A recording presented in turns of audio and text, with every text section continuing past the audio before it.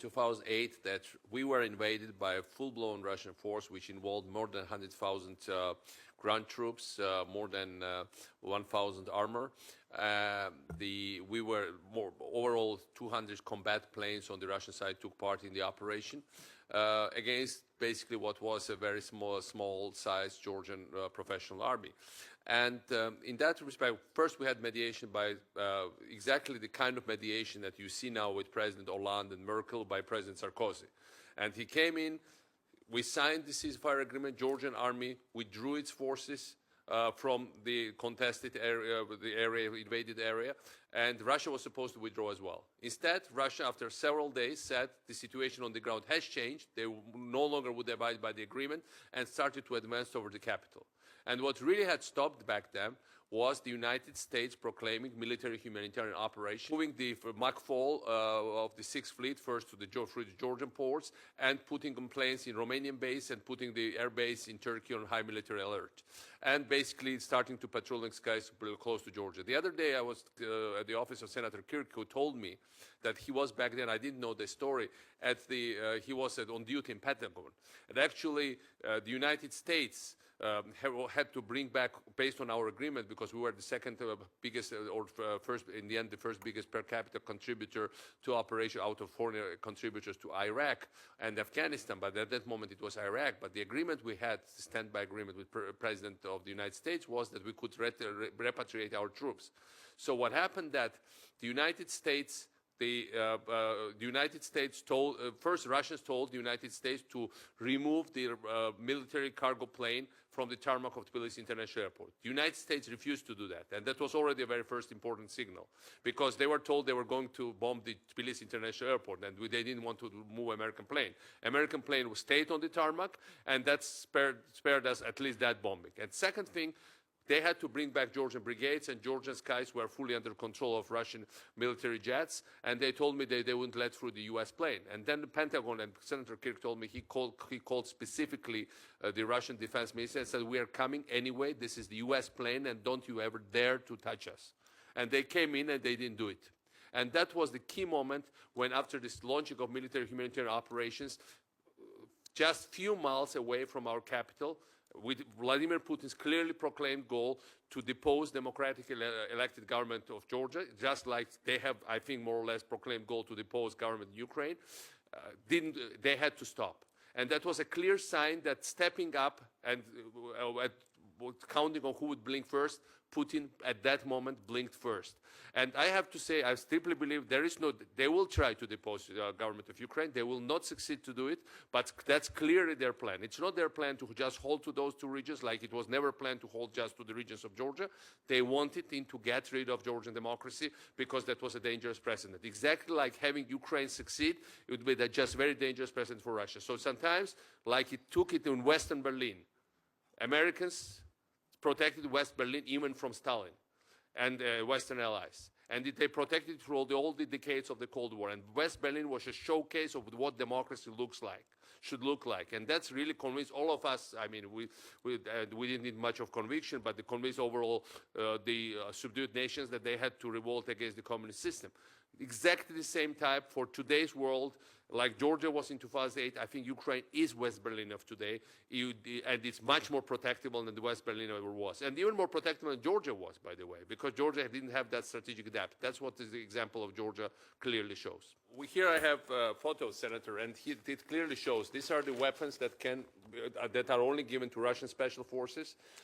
This is highly sophisticated Russian weapons, would never be given to any local rebels. This new, brand new infantry fighting vehicle they have the artillery launching system here that were spotted in parades inside Russia just 1 year before the invasion, obviously, so that's the regular equipment of the Russian army. But besides, I mean, what we have to keep in mind here, first, Russia, this is the war, as you rightly said, Ambassador Pfeiffer, that Russia doesn't even recognize its fighting. So first they were sending in North Caucasians, mostly Muslim population, with the hope that mainstream Russians would not really care if they die. Now they're mostly sending troops from beyond the Urals, Far East, mostly from many of them from ethnic minority areas from there, and basically are very careful not to send in Muscovites and St. Petersburg people. They had to send them co-airborne in August last year, and there was a political scandal where a number of them have died, and that really spread in Russia. So what it is telling you that Russia, once you raise the cost for Putin's invasion, there is no way he's going to follow up with the stakes, because there is a very thin layer of tolerance Russians have towards human casualties. That's the structure of his troops clearly indicate to you that he's really, in some way here, has very little maneuver. So it's so important to take this decision on the weapons, because that's going to reverse many of the plans he has about that country. Thank you. Yeah, on France, I remember that in 2008, when they supplied the Mistral helicopter warships to Russia, when we strongly protested to them because they were guarantors of the ceasefire, some very high-level French officials replied to us rather cynically that they would supply us with the missiles to sink Mistrals, no problem with that, if we would like to buy them. So France could be very inventive in this kind of approach.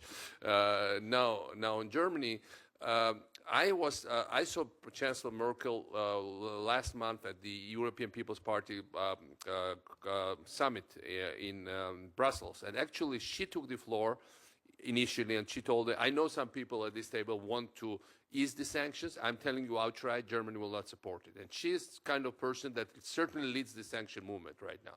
I don't see Germany, for a number of very historic and psychological reasons, ever supplying lethal equipment, but they've been good on supplying non-lethal. In some other cases, I think that might happen, but I don't think that should be an impediment to the U.S. doing that, because, as I said, there is a moment when only the United States, but the problem with not supplying weapons is of different sort. Right now, and this was the case in the case of Georgia, because there is no signal from Washington, Czechs, Slovaks, Bulgarians, and a number of others are refusing to provide even spare parts from old Soviet equipment to Ukraine, precisely for the reason because they don't want to stay alone if Washington is not on board. So Washington, by not supplying lethal weapons, is also blocking the others from doing it, because that has really become this cornerstone right now. We are at the crossroads, and it's really becoming very counterproductive. And finally, on sanctions. Now, new sanctions are always helpful, but there is a moment after which only sanctions can also cause lots of risk, because what might happen that Putin, by having the sanctions, might think, I have very little time left, I better seize the rest of it, go for it, and then, of course, from the position of strength, negotiate my way out of sanctions, because Europeans will not send sanctions anyway for a long time. And after some time, they'll come back to me. So there is a moment when only sanctions, might be even not as helpful as before, because you need something else. Well, Senator, you're absolutely right that there was U.S. guarantee, first of all, for Budapest Memorandum. One of the things I'm omitted to mention was that U.S. also, the Ukraine also gave, on U.S. insistence, manpads. They don't even have manpads, because the United States strongly insisted they follow up on their promise not only on nuclear warheads, but they also gave thousands of manpads, which they now really need in that situation. So, yeah, on international coalition, certainly I agree with Mr. Wilson. There are countries that are very much on board, but they are right now basically they are standing by because they want for Washington to lead. There is no way they can do something on their own. I still would imagine Poland might risk doing something on their own, but for the others, I wouldn't bet on that. But once there is a signal coming from Washington, I'm sure there will be a strong coalition also on supplying weapons. And one thing we should know also, there are a number of people, nationals from these countries, including my nation, that are fighting like volunteers on the side of Ukrainian army. We have Georgian officers dying for them there. We are proud that we're part of the operations in ISAF and the others. We had lots of people that died in Afghanistan and Iraq fighting alongside of the Americans. But also now many of those people, many of the people that went to Afghanistan with the Americans, went to Iraq, they are fighting in Ukraine. We have basically a couple of hundred Georgians from those operations that also went through the training, now fighting there. You also see Poles there. You see countries from people from Baltic countries. So there is already a coalition of citizens of the nations around Ukraine fighting for Ukraine because they understand that it's also their battle. There is also lots of sympathy in those nations. But for that, you need, for these countries to get together, you need empowerment from Washington. And I'm sure there will be countries that will be American allies on military front. Nobody is asking for American boots on the ground. That's out of question. Ukraine has enough fighting manpower. There are people who will stand up for their nation.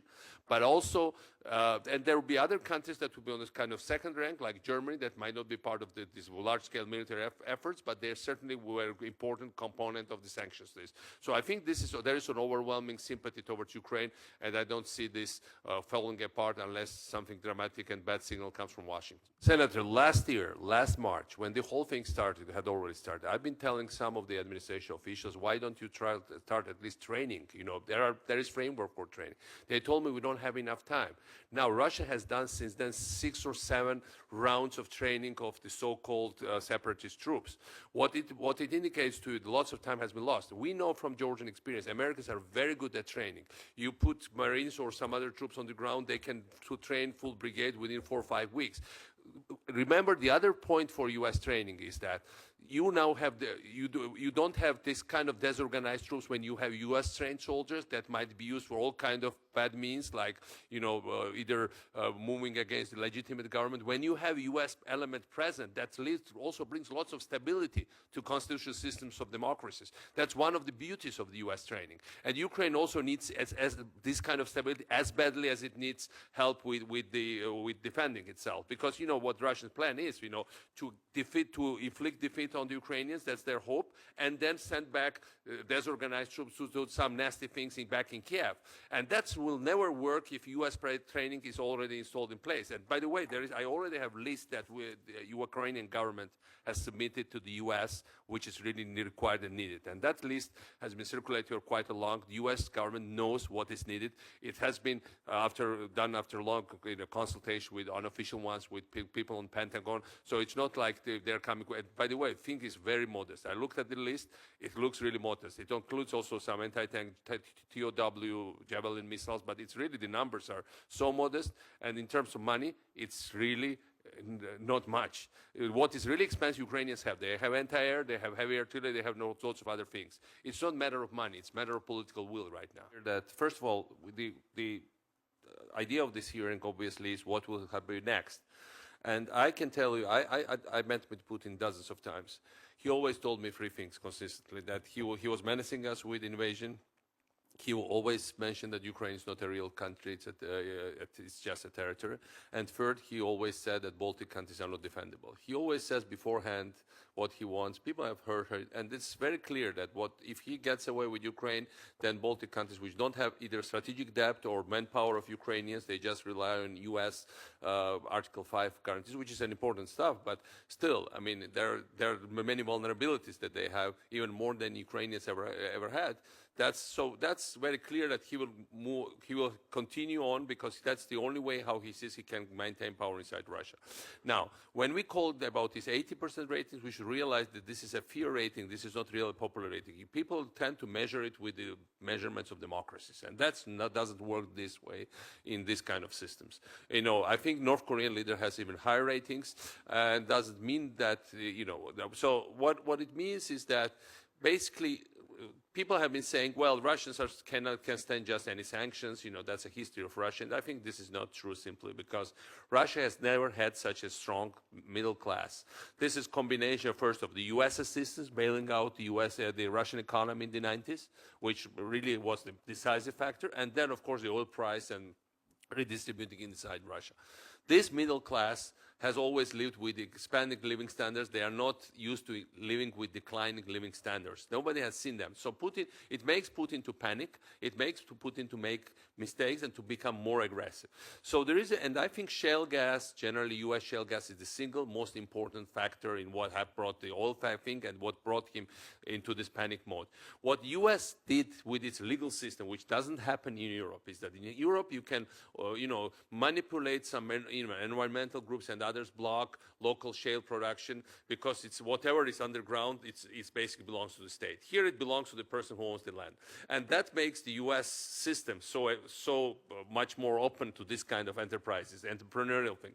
So that's really changed the whole logic of the event. Suddenly good guys have energy, bad guys have lower money for their energy. So from that standpoint, it's absolutely decisive factor. I think it's a matter of not many years that the thing is diverse. There is a physical fatigue. You cannot, every leader, even the most autocratic one, has his time span. I think Chinese have been smarter with that. They have been changing faces of their leaders, and they had a more flexible system. Here, this is a one-man show. You know, everything, there is no other political actor. He played around a little bit with Medvedev, idea is gone. Now it's him. You know, every credit is taken by him, every blame goes to him. And that's a very dangerous system for no matter which politician. From that standpoint, I'm very optimistic. I think Russian people are well-read people, they're well-traveled people. They certainly want to be respected internationally, although until now they had it both ways. They were getting, you know, playing around in the neighborhood, they were being nasty, and at the same time they still kept some kind of resemblance of respect. Now those two are not compatible, and people will understand it. And again, going back, I fully agree with Seven. The Afghan syndrome is a very important one. I was in the Soviet Union. I remember that. They certainly had, you know, I remember what the combination of low oil prices and manpads did. Until low oil prices, it wouldn't have worked. But now you had low oil prices, suddenly Soviet budgetary income went down, and then manpads reversed the logic on the ground. That's exactly what we have now. We have lower oil and gas prices, and we just need some javelins or some other things, whatever Ukrainians will be requesting, to change the cost equation. After all, the cost equation matters. Maybe find it maybe even not for Putin, but for the Russians overall, Russian public. Whatever elite is left there, security apparatus, it will certainly make lots of difference. And that's my main hope. Thank you. I want to speak about pilot Nadezhda Savchenko that is basically held, what was kidnapped. She's a military pilot, was active participant of the Maidan protests. And she was kidnapped from the Ukrainian territory, brought into Russia. She is now held in Moscow. And she's on basically in a grave medical condition because she has been going through hunger strike. And, you know, there are many Ukrainians like that sacrifice their life. And a remarkable story of Ukraine is not just heroism on the battlefield, which was very obvious. You know, these are the troops that were backward technologically. For 10 years or so, they were just plundering everything, giving up everything through legal means, but also illegal means. There was lots of corruption while Russia was building up things. So that really came into battle totally taken by surprise, unprepared, untrained, and still they, against all the odds, they were holding for a long time against the overwhelming Russian forces, are still continuing to do so. Now, the important thing to understand there is that these people, there is also another aspect to it. Most of these efforts of the Ukrainian army has been done also by volunteers. Basically, supply of the troop, medical supplies, even the military supplies and the bulletproof vests, you know, there have been thousands and tens of thousands, and in case of money, millions of Ukrainians contributing. It's not just war of Putin versus Poroshenko or, you know, like some against Ukrainian government. It's Putin's war against multi-ethnic Ukrainian nation. The other thing people don't really know here is that most of the troops fighting and protecting Ukraine are Russian speakers. And basically, a big part of them are ethnic Russians. This is not an ethnic issue. This is not a, you know, this is not a regional issue. This is not, as I said, government-to-government issue. This is the multi-ethnic, multicultural nation of Ukraine trying to defend its freedom, its values, and its ideals. And the whole society is part of it because, as I said, the government was almost bankrupt. And you had people volunteering and basically supplying most of the things they are getting there. And I don't know any other country in the world where basically this number of volunteer part for the population had been engaged in what was basically an all-around national campaign for this nation's survival. And that's something to be considered for all of us because, you know, again, as I said, I told you about Georgian volunteers fighting there. Basically, most of them, you know, they are not there for money. They are not really paid anything. But whatever they are supplied with, these are given by ordinary Ukrainians. This is not the government that gives them. Well, I have just to add that besides 17 billions, overall pledge is 40 billions. For the reform package. It's very important that the United States, we are trying to now jumpstart the reforms. But it's very important that also this committee and generally overall the U.S. Congress pays greater attention. We need more CODELs coming, and specifically not on the only with the focus on military issue, which is an urgent issue because it has become tantamount to the symbol of whether Ukraine is abandoned or not. But beyond that, what's really is needed is real crackdown on corruption, real economic changes, really for the ordinary Ukrainians to see the difference. And from that standpoint, from our own experience in Georgia, the U.S. standing by the idea of reform, steering it in the right direction, giving incentives, giving praise when necessary, and sometimes offer friendly criticism when it's also necessary. It's absolutely key for reformers inside Ukraine to overcome what has been there for decades, this vested interests of plundering and basically robbing that quite potentially very rich nation with very smart people and very talented people. And I think this is the best parliament they ever had right now. It's really more clean of the vested interests than any previous legislatures. So it's very easy to work with these parliamentarians. Many of them are quite inexperienced, so they need to be introduced also to the U.S. system. You need to bring them here as well. You need to get to know them. I think that reminds me of what we were like this in mid-90s. And I remember I was young parliamentarian back in '96, fresh from GW law school here. And I remember us coming back every 3, 4, 5, 6 months, together with a bunch of younger parliamentarians, not just to talk to you or ask for help, but to learn, to get educated, to exchange ideas. That was absolutely the single strongest factor behind Georgian democracy somehow getting stronger and also communicate to the people. And I think Ukraine needs this more than ever. And I think your role here is decisive. I think this hearing also has a key role to play for that. Saakashvili, final Yes, thought. yes. Senator, I wanted to thank you for this hearings. Well, we have now live feed to many Ukrainian television channels. It's a country of more than 40 million people, and I think many of them will be watching what's being said in the U.S. Congress and this committee. More than that, I mean, in Georgia it's being watched, in Moldova it's being watched. There in Georgia I have a Saakashvili Presidential Library, and they actually after midnight, and I was just told by my assistant there is a full hall of there assembled watching it live on television. And that can tell you that people showing up at so late at night trying to watch this together, what kind of impact these kind of events have in our part of the world. And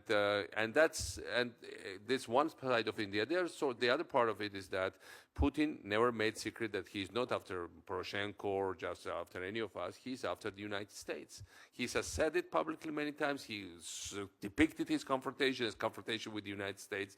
So even if some elements in the U.S. would not want to be part of it, but from Putin's point of view, they are, and he is striking at the U.S. interest. So from that standpoint, it's very important that with all the moral support the people have been getting, especially from this building and from your committee and from your personally, Senator, they now finally get also the ultimate decisions, because those decisions are going to make will have, besides like very concrete changes on the ground, huge moral boosting effect, because in this kind of confrontations, it's very important, I know it from our experience, to know that you are on the right side. So again, thank you, Senator, for being on the right side today, together with other members of the committee, and thank you for all your support and your impact and your contribution.